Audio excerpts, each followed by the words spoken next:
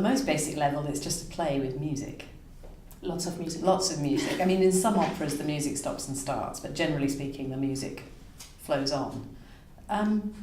Yeah, I mean, opera is not so different to film in a way. It's just a way of storytelling with a soundtrack.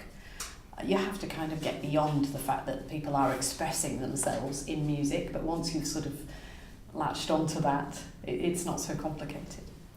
Well, I think the difference maybe to a film is that a lot of the actual storytelling is done in and through the music, and also in a film. I mean, of course, a film usually isn't what it is without the film music, but it would still be a film. It would just be much more boring. If you do Così fan tutte without the music, it wouldn't be Così.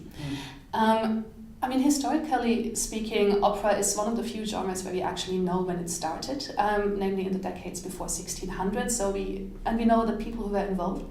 And the interesting thing is that they were actually people who were interested in experimental music.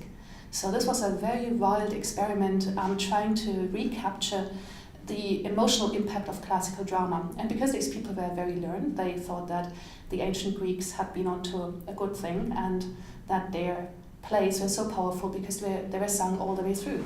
And so this group of intellectuals and performers and composers, they started experimenting. And this then crossbred with the already established kind of courtly entertainments, which were really all singing, all dancing, to glorify the court of Florence or whatever. And then by around 1600, these two ideas merged, and what you get is opera. So opera has both these sides. It has the storytelling through music, it has the experimental side, trying new things, trying new modes of expression.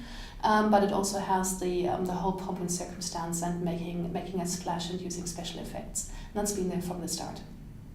Fantastic. Shall we carry on? Yeah, you can go on. Yeah.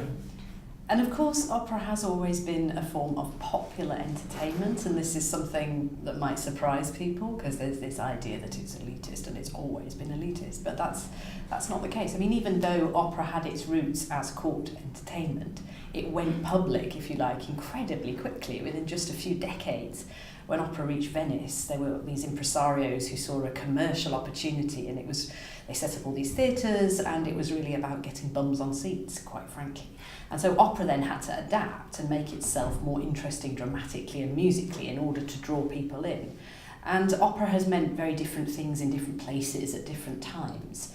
But there are many periods in history that you can go back to where people are listening to operas as the thing you do for a night out, whatever class you are.